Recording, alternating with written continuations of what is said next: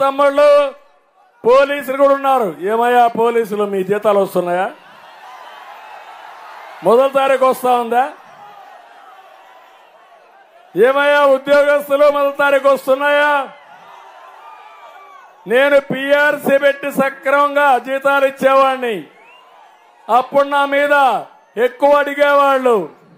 ఇప్పుడు అడిగితే ఏం చేస్తున్నాడు? జైల్లో పెట్టేస్తున్నాడు.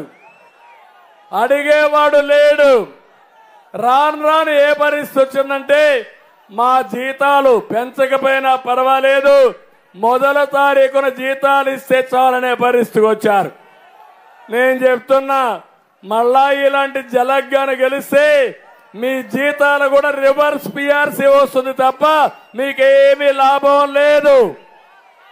మిమ్మల్ని కాపాడే బాధ్యత మాది. ప్రతి ఒక్కరికి న్యాయం చేసే బాధ్యత మేము తీసుకుంటామని నేను మిమ్మల్ని కోరుతున్నా.